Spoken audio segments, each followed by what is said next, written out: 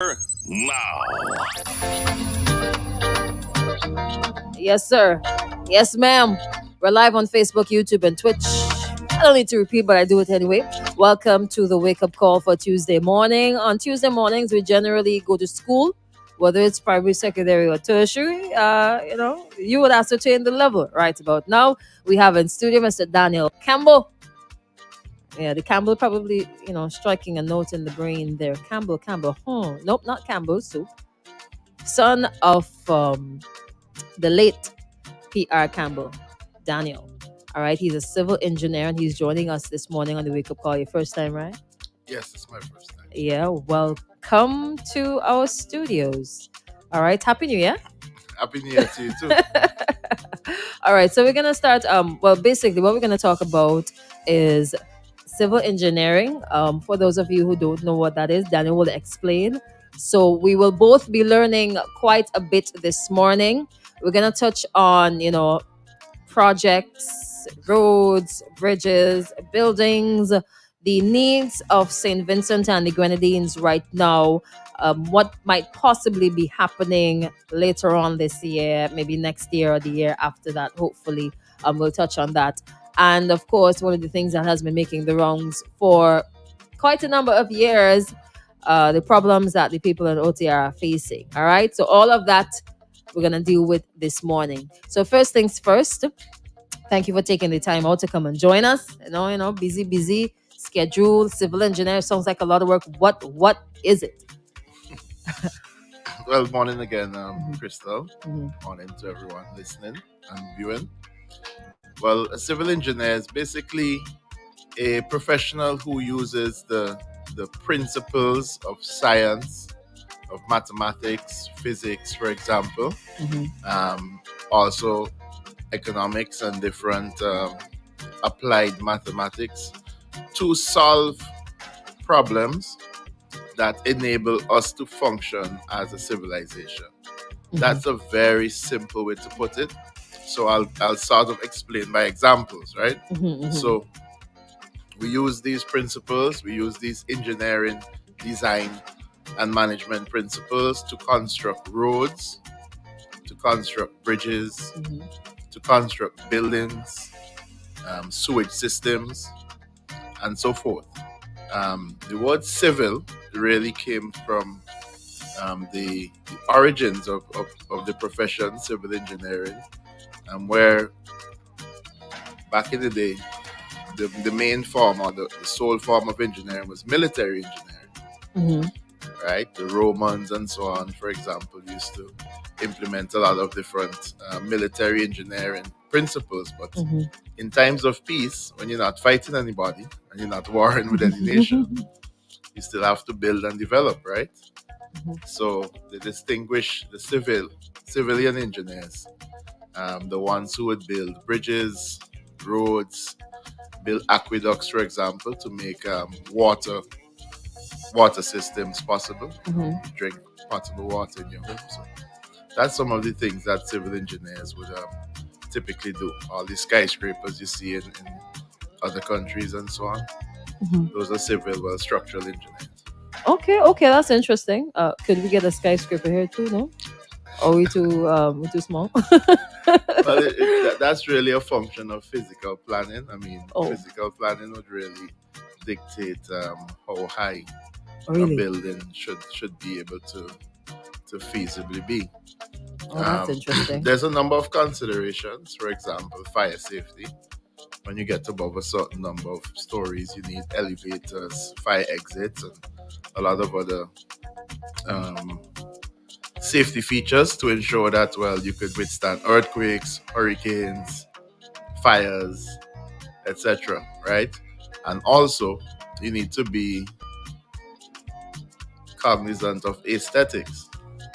So, Mhm. for example, if you have an area where there are only 1 and 2 story buildings, you know, Mm. if a 10-story building might stick out like a sore thumb, right? So, Good point. Good point. It's not yeah, gonna look cool at a lot all. of countries do that to solve their problem with density because they have large populations Mhm. and they can't keep spreading out forever. they'll have what you call urban sprawl, which is basically everything being so far from each other you have to take long commutes. So instead, they build up to keep the density within a Okay. small area. Well, that's interesting. So basically, civil engineering is engineering for the benefit of the people. Yes, All right. So that would include, as you mentioned, roads. roads, Do bridges, you get a lot of homes as questions well. on homes? Okay. Do you get a lot of questions concerning roads? Like every time somebody drops in a pothole, Danielle, hey, there's pothole here. Yes, although I'm not responsible for them, just because people know I'm an engineer, they would ask me questions. My late dad used to ask me questions as well. He thought Yeah. of himself as an unofficial engineer. So Oh. Oh. Okay. Okay. Okay. yeah, Interesting. Yeah. Interesting. I feel like I want to go on the roads a bit. okay. What is the reason the roads don't last long? I mean, as simple as it can be, why the roads don't last long? Why they That's don't a last no time? Like you fix it today and next week the hole reappears. Like, oh my goodness me. it's a complex issue, Crystal. I know. Oh boy. No, well, I'm just gonna explain some factors to you, right? Mm-hmm, So it's not for lack of capacity locally. We have the mm-hmm, local capacity, mm-hmm, and whether it's a private person building a road in a development, like a land development, mm-hmm, or whether it's public roads, there's certain standards you have to adhere to, right? Because I mean, physical planning would approve all of these roads, mm-hmm, but we have certain challenges here. So, for example, the soil type, the type of soil mm-hmm, we have, right, in different areas. If proper geotechnical testing mm-hmm, isn't done, or for example, let's say if you didn't have the right what you call sub base, because roads have layers, right? mm-hmm. Sometimes it could be an asphalt road or a concrete road. Okay. Let's say it's an asphalt road, you have a sub base. Which is the normal black roads we see. Right. Right. Okay. Normal black roads you see. Yeah. And the concrete is the more grayish whitish. Right. Right. Yeah. Asphalt is what we would call a flexible pavement, and the concrete a rigid pavement. Because the asphalt actually expands and contracts based on the temperature. Really? Right? Yeah. It's always in how you should say, even though you can't perceive the motion, It's always emotion. it's not always, but based on the temperature. Well, Right? that is interesting. Yes. So for example, when you have a lot of rain, right, Mhm. and there's even the smallest crack in these roads for whatever reason, you'll have the water, and water is a very powerful eroding force. Right? Yeah. So you'd have the water getting between these holes, and then you have the action of the vehicles passing on these roads every day, deforming the pavement every day, right? And you have large trucks, for example. Oh boy. You usually design roads based on truck access, right? So you have large trucks, you have large 40-foot containers, and you have a number of smaller vehicles. All of that adds to the wear and tear of the road. And you have rain coming, and sometimes the rain even gets under the pavement, right? Because of you may have drainage on one side of the road or on both sides, but sometimes the side of the drainage isn't adequate, or it was adequate at one point, Mm-hmm. but then it became inadequate. How could that happen? For example, let's say you had a road with no houses around it. Mm-hmm. And all of a sudden, somebody buys a piece of land, splits it into 50 pieces, and sells house. Mm-hmm. People build up a whole neighborhood. Mm-hmm. Their water has to eventually come down somewhere. Right. Right? So now this drain, it was designed for a certain volume of water. Mm-hmm. Now it's not sufficient anymore. Mm-hmm. I don't know if you've ever driven along the road and seen new roads cut. And then when it rains heavy, this road becomes like a river. Yeah, with yeah, water yeah. gushing into the road.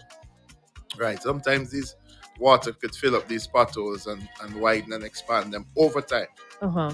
You have dry season, rainy season. So over time, potholes expand, and I mean, they get worse and worse. And the thing is that the tricky thing about roads, roads are not like buildings.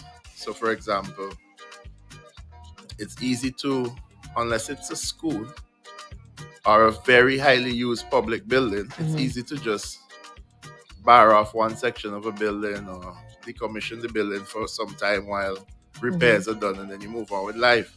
But then everybody uses the main highway every day. A lot of people use the main highway every day, so it's difficult to. You have to plan very carefully when you're gonna do repairs, right? Because that would mean stopping a section of, barring off a section of the road while you do repairs, and we see it all the time. And then traffic resumes. Traffic resumes like shortly after. And then when vehicles pass, the tires, is it called tire? It gets onto the wheels, and you could hear like the little pebbles, under the vehicle. Sometimes you're in a tricky situation. I mean, I'm not in the administration of roads, but I could just from an objective standpoint, I could see the stress of both them and both the user of the road. Because as a road user, you want smooth, drivable roads with no potholes, and at the same time, the person in administration, they have to find the budget, they have to find the manpower, they have to schedule the time, and then you want a new road, but then when they schedule a time to bar off the road, you're the most upset person as well. Because it happens to me, sometimes you don't think of it like, okay, I can sacrifice a couple minutes to allow them to run a stop and go system while I get a new road, but that's not always the case. I hope you are listening. So you see, when they fixing the road, leave them. Don't cuss them, man. The roads are being fixed. Is it like a never-ending cycle with maintaining roads? Like you just always have to patch them, and just so there's no like solution to make that period between patching longer. Like, well, it depends on a lot of factors. So, for example, every road or every structure in this world has an expected lifespan. Just like how we might live a life expectancy to 70 years. Some people might die earlier, unfortunately. Some people may live longer. So structures have a lifespan. Some roads maybe 10 years, 15 years, 20 years. Generally, you try for 15 to 20 years upwards. What you do to extend the life of that, you could either do preventative maintenance. So you look for these small cracks, and when the potholes start to get bigger, you deal with them right away. And you, for example, you could put another coat of asphalt when the first coat has eroded. These are the preventative maintenance. Or sometimes you could just take off the entire coat once it gets into a really deteriorated state and put on a new one. Like how Glenn was back in the day. Maybe no, not back in the day, like just the other day.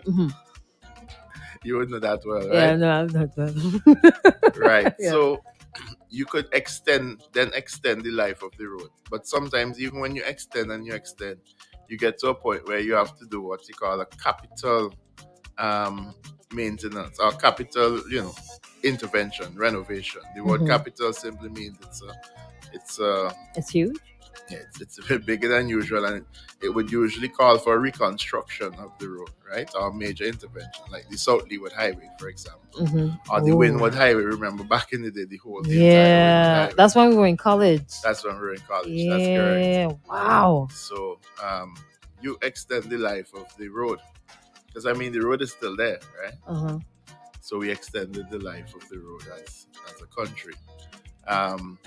It really depends a lot on the materials you use, the quality of the asphalt mix, because asphalt, the mix we use is generally hot mix, but they have different specifications, right?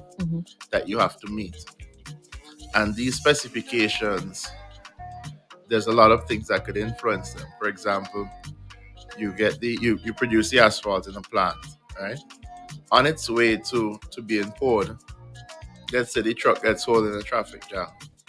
The asphalt is cooling all that time, right? there's a tolerance, there's a time within which, reasonable time within which you need to get to pour the asphalt. Mm-hmm. But life doesn't always work out in that Right, perfect right. way. Sometimes you end up having to pour, a mix that is just slightly below what you should pour. Well, that is well. So they can walk with some cold pot and thing and just rest it on the cold pot. Like, okay, warm back up. But as you mentioned that, I've always wondered, right, when they were fixing the road in Glen, and I had to pass because there was no other way I could get up. I'm not gonna walk all the way around. I remember it being very hot indeed.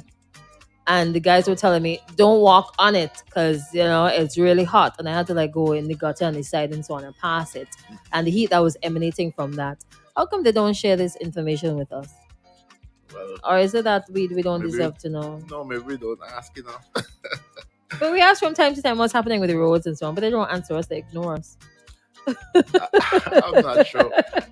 Because you see, sometimes maybe there needs to be more. Well, I always advocate for more educational content on whether it be SPG TV or VC3 or, well, even Extreme. I see you're doing your part now in helping to educate persons. Right, right. And sometimes the person who is actually laying the asphalt, the contractor, is different from the person who did the design, who may be also different from the person who's doing the project management.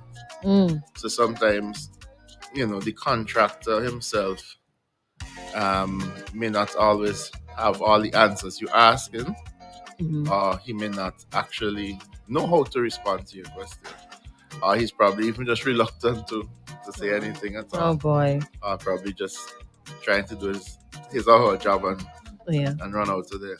Yeah. I'm just here to make the money, people. Like, stop asking me questions. All right. If you're just joining us, welcome to the Wake Up Call. We've got civil engineer Mr. Daniel Campbell inside with us, talking a bit about roads and infrastructure. Civil engineering, if you missed that definition, is basically engineering for the benefit of the people, right? So that would include buildings, road, river defenses as well, right? Yes. Right. River defenses. And coastal defenses as well. You do coastal defenses too. Let me see how much time we have. I think we have like a 5 minutes before we take a break. I noticed on the windward side, right, that they have these big blocks. I don't know. You call them X blocks. X blocks. Yeah. How much more work do we have to do in terms of coastal defense? Well, I don't know how much work we have to do total, but those projects are basically wrapped up right now. Okay. In Sanssouci and Georgetown. Yeah, so Georgetown has a little pond there too now. Yeah, you can't talk to people in Georgetown now, Morning, Georgetown. Yeah, but that's interesting. Because that's along the windward side of the island. That's along the windward side. The more, the windward side is the Atlantic side, which is more aggressive wind and wave erosion. So the World Bank financed a project there that was designed and supervised by one of the best engineering firms in the world, Mark McDonald. All this is public information on the World Bank website. And the works were executed by K Electric and Obisado, and they turned out pretty well, if I must just say. And they will then ensure that persons living in these coastal towns will have what you would say maybe a renewed lease on life, on the coast, because without those coastal defenses, the water would keep on encroaching on the land. They have songs back in the Georgetown mashup. Yeah. We tried to make sure Georgetown don't mash up. Okay. And neither Sanssouci. Okay. From what you know on your professional standpoint, Myro. I know. I think there was some intervention down there, wasn't it? From the people themselves who decided to, I think, was throw boulders into the sea to try to reduce the impact of the waves on the island. Sometime after that, I remember Minister, I believe it was Campbell Gonsalves, was speaking on it, but I don't remember exactly what was happening thereafter. But sometimes these things are there for such a long period of time. I wonder oftentimes what is the hold up. I mean, day by day, the coastal areas are eroding. Day by day, other things that are, you know, negatively impacting the environment continue to negatively impact the environment, and people suffer in the long run. How come fixing these issues takes such a long time? Well, Myro, I think the government did do an intervention Mm-hmm. shortly after. If I Mm-hmm. could just vaguely, I wasn't involved in it, Mm-hmm. but I did remember Minister Gonzalez. I think he personally went down there with a team Mm-hmm. of persons from the ministry, and I think they did solve or at least alleviate the problem, mitigate further further problems there. But these things generally take a while because of the funding, the finance, the money. To make it simple, we have to balance between different projects and different priorities. Mm-hmm. So, in an ideal world, you have all the money to do everything. But let me give you a good example. America's infrastructure, the American Society of Civil Engineers rates America's infrastructure every so often, and overall it's rated as D out of A, B, C, D, E, F, right?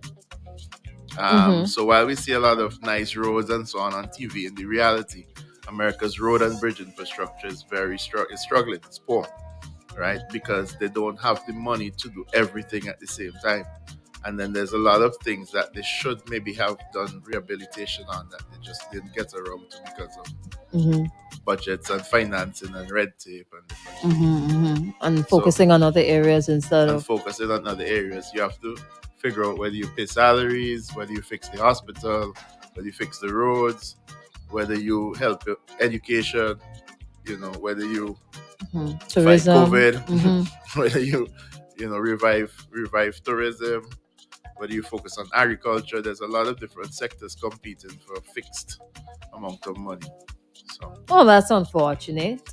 Is it worse because we live in the Caribbean? Or. and that's another challenge as well because we are an island, so that means every single thing has to get to us via sea or via air, right? So whereas if you lived in Belize and you're connected to America by a highway, you could get materials for a much cheaper price than if you're in St. Vincent. Something has to come to you by ship or by air. Mm-hmm. Well, not much could come by air in terms Yeah. of And then we engineering, have to right? think of our currency as well. So we have to get to the US dollar 2.7 times, or we have to get to the euro 3 times, or the pound how much times. So, Mm-hmm. I feel like we did bad. I would say that. I just feel like we We did have a bad. lot of challenges. We Too have many some challenges. advantages as well. Okay, give me the advantages, please. Let me feel good now. I mean, we live right. Most persons, let's say they want to construct a home in America or somewhere else. The material they would use usually is wood and sheetrock and so on. But we have reinforced concrete houses that could stand up generally to Mm-hmm. hurricanes. The main weak area is the roofs. But even people are now switching to the more modern roofs with reinforced concrete slab roofs. And we have a lot of aggregate right here in St. Vincent. Mm-hmm. Um, on, the volcano exploded, but as a result of that, the Rabaca Well, we have Dry River is aggregate now now replenished. because I remember prior to volcanic eruption, we had an issue with aggregate. Mhm. Well, God answers prayers. I don't I know. don't know if I should say I that. don't know. I don't know. That's a weird thing to say, but I Yeah. mean, prior to that, you had a problem, and matter was fixed after the volcanic Well, eruption. I not guess. entirely fixed because we Uh huh. still have an issue with stones, like the bigger aggregate. Uh huh. But with sand and so on, we're pretty okay with sand and the other materials. Okay. All right. Somebody says, "Good morning, Mr. Campbell. Viva la construction." Cuba, I think she's Cuba. from. Yeah. Oh, you studied in Cuba? Yeah, I studied in Cuba, Yeah. University of Matanzas. Camilo Cienfuegos, that was the name at the time. He's one of the revolutionary heroes of Cuba. Bien. Yeah. 6 years actually. It was a great time. 6 years. 6 years in Cuba. Wow. Wow. Wow. We have some people checking in. Ricardo, good morning to you. Highly favored. Kitty Laborde.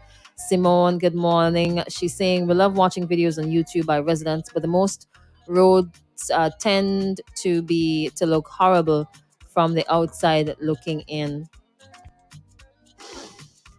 Ain't much we could do, No, according to the civil no, engineer. it's not if you, for example, follow Braxa's page Mhm. on Facebook, they have been doing a tremendous amount of work on roads over the Mhm. past few years. Mhm. It might seem like, your road is never gonna get fixed. And I mean It feels you, that way. I'm telling you but from experience. I It am feels that actually way. surprised at the amount and impressed at the amount of work that Braxa and the Ministry of Transport and Works and so on have been able to accomplish in a short space of time. And they did promise that after the airports that they would have resources freed up to work on more roads. And slowly and surely I'm seeing more roads being worked on. And in the budget speech, um, the Honorable Minister of Finance, Camilo Gonzalez, did mention that there would be money for road and bridge rehabilitation. Okay, stick a pin right there. All right, we're gonna touch on that when we come back. All right, what was included in the budget for completion? How much money was allocated to different aspects, and what is happening with OTR when we come back right here on the wake up call. All right.